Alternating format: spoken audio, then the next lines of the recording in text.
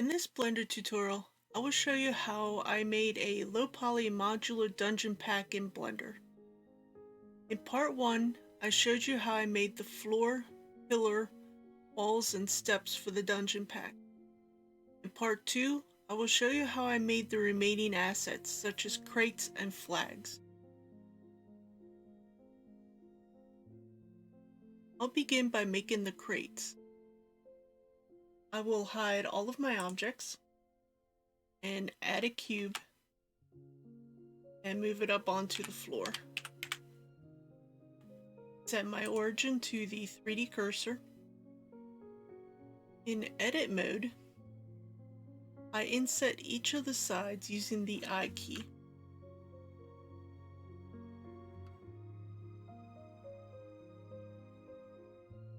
Then I use Alt-E, choose to extrude the faces along the normals, extrude them back toward the center of the cube. I add a cube and move it up onto the floor, and then scale the cube to the size of a plank of wood.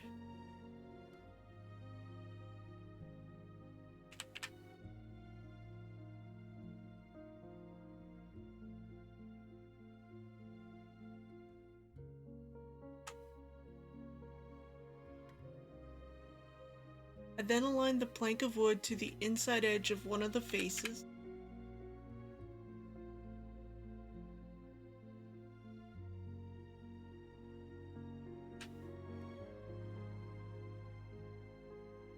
I then use the P key to separate the second cube. In object mode, I add an array along the x-axis.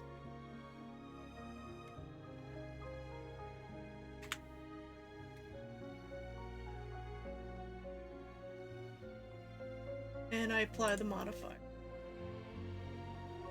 I add a mirror modifier to the wood slats. I use the cube as the mirror object and choose the y-axis. Then I apply the modifier. I duplicate the slats and rotate them around the z-axis by 90 degrees. I then join all three objects together using Ctrl-J and rename the object in the outliner. Apply the scale using Ctrl-A. Using the M key, I move the crate to a new collection. I'll now make a barrel asset. I hide the crate, add a cylinder with 12 vertices, triangle fan for the cap fill. Move the cylinder up onto the floor, set the origin to the 3D cursor. In edit mode, I move the top faces up along the z-axis until the barrel is about 2.5 feet.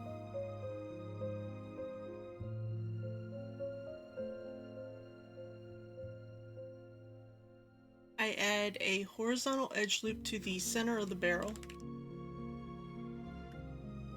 and then scale it to add a slight center bulge.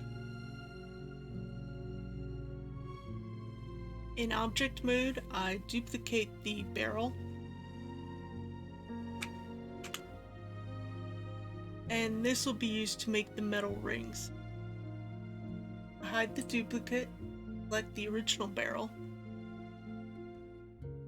In edit mode, I'll use Ctrl-Shift-R to add loop cuts to each side of the vertical edge loop.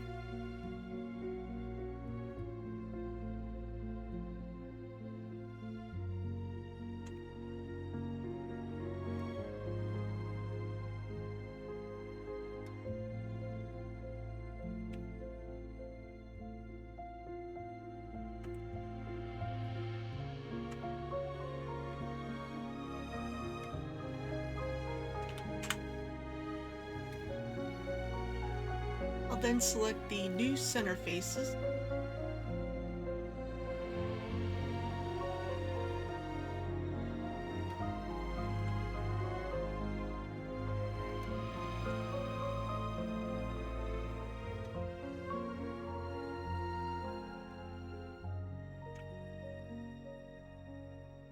I'll extrude them along their normals toward the inner part of the barrel.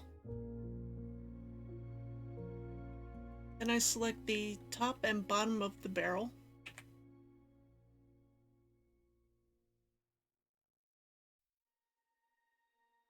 And I inset the faces.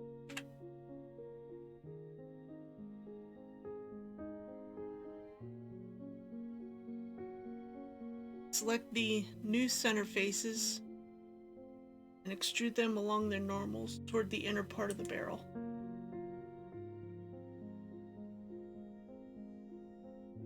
In object mode, I hide the original barrel and unhide the duplicate. In edit mode, I add loop cuts to indicate where I want to add the metal strips to the barrel.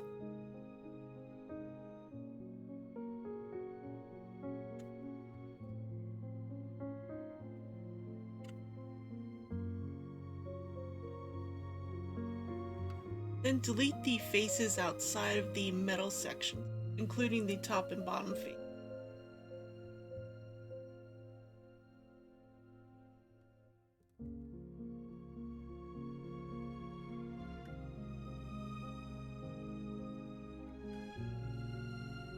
I select the remaining faces and I add a solidify modifier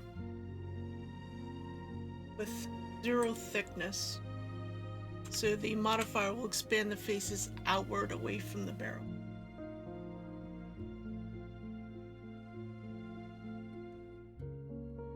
In object mode, I apply the modifier and I join both objects using Ctrl J, rename the object in the outliner,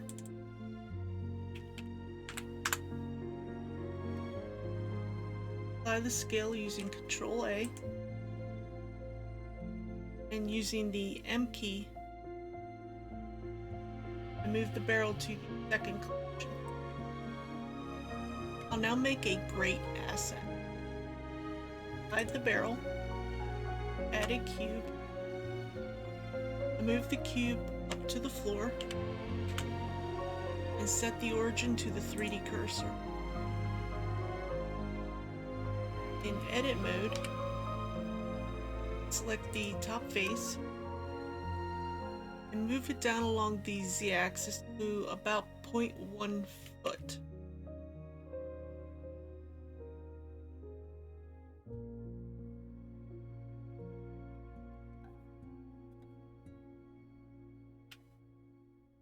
And then inset the top face and extrude it down along the z-axis.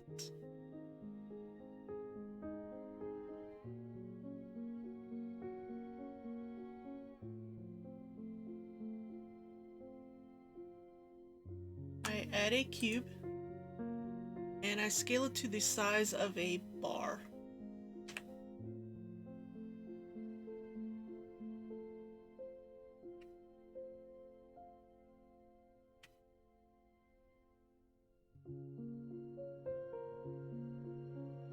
I align the second cube to the grate.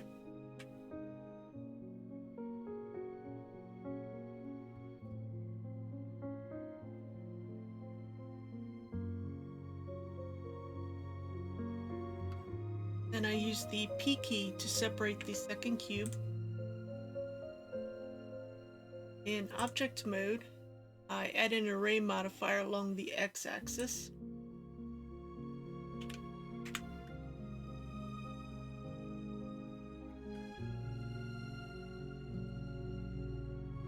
And then I apply the modifier. Then I join both of the objects together and rename the object in the outline.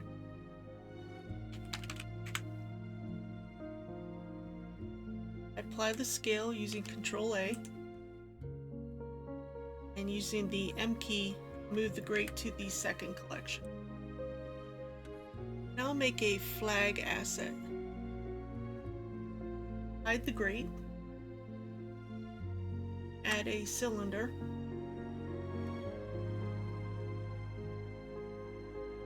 move the cylinder up to the floor, I rotate it around the y-axis 90 degrees. I set the origin to the 3D cursor. I scale the cylinder to 2.5 feet along the z-axis, and this is the local z-axis, and 0.25 feet along the x and y axis. In edit mode, I add 2 vertical loop cuts to the ends of the rod.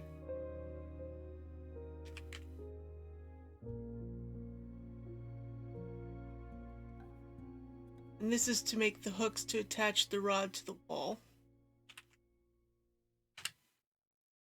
Then I select the back faces.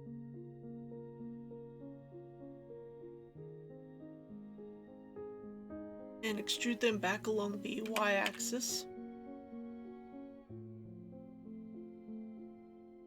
I scale them along the y-axis by 0 to flatten them. I select the faces between the loop cuts and duplicate them, and separate them using the P key. In object mode, I scale the duplicate 1.5 feet along the z-axis, 0.28 along the x and y axes. And this is going to become our flag. Then select both cylinders and tab back into edit mode. Select the duplicate, and I center it over the original cylinder.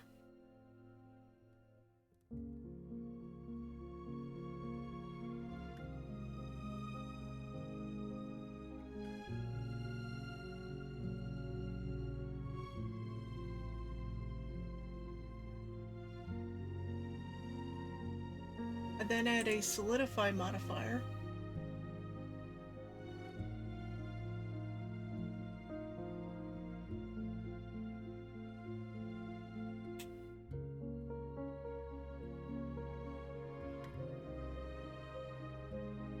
In object mode,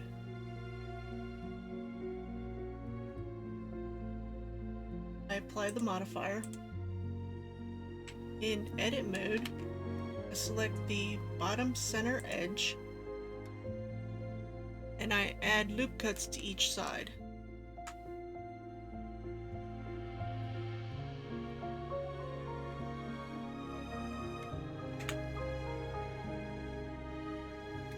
I select the new faces,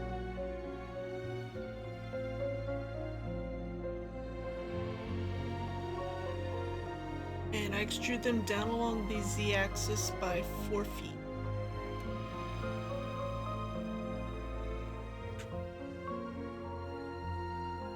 Then dissolve the center edge loop.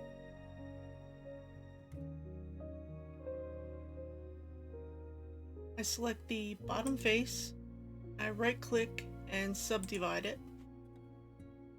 Then I select the vertices on each of the corners and move them up along the z-axis.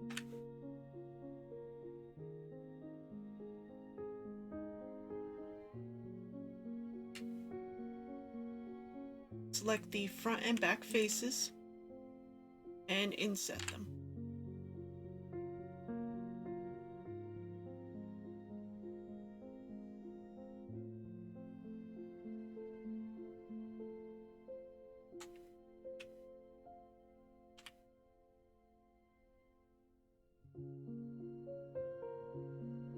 In object mode, I join all the objects together using Ctrl J and rename the object in the outliner. And I apply the scale and the rotation, and using the M key, move the flag to the second collection. Now I'm going to add some materials to these objects. In Photoshop, I updated the materials by adding 4 new layers. One for red, one for yellow, and one each for 2 different brown colors.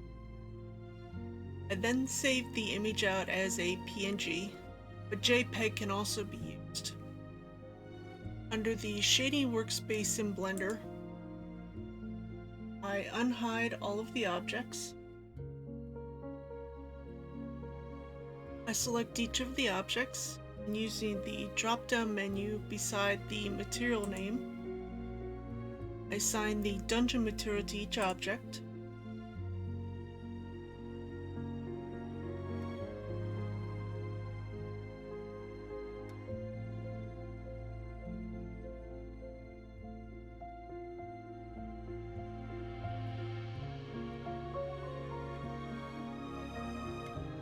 Notice that the UV map has been updated to the new material image. Under the UV editing workspace, ensure that I have the material's UV map open. Select the barrel, and using the U key, I bring up the unwrapping menu, choose Smart UV Project. Scale down the UVs,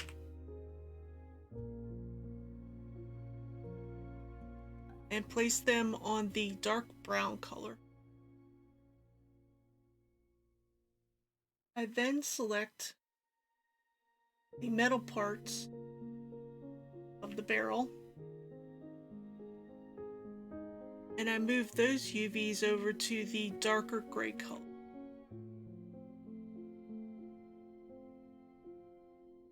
I then repeat this process for each of the other objects.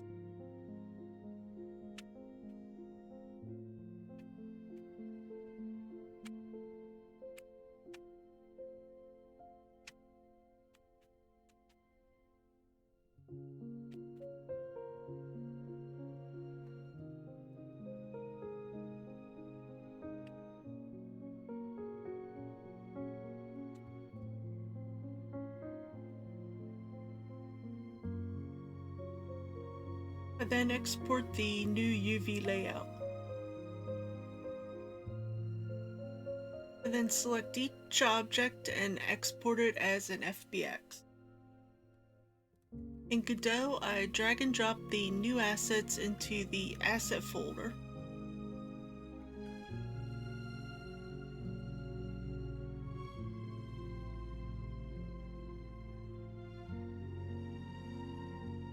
I also drag and drop in the updated material texture file.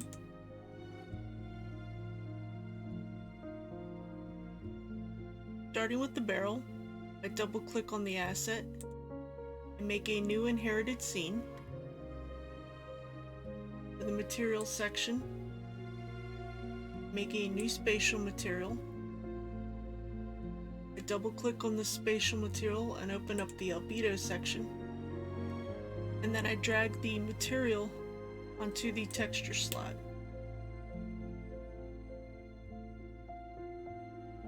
Then I save the scene.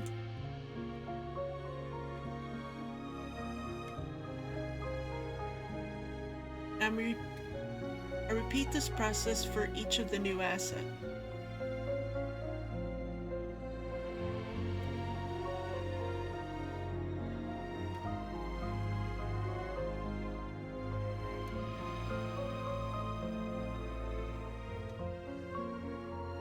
I open up the dungeon.material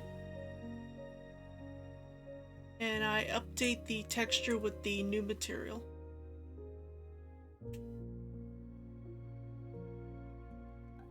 I open up the saved level scene from part 1 and test out the new assets.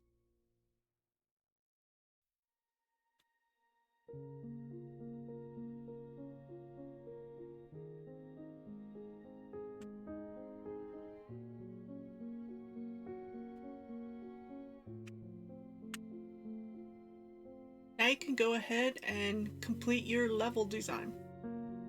Thanks for watching. I hope you found this useful.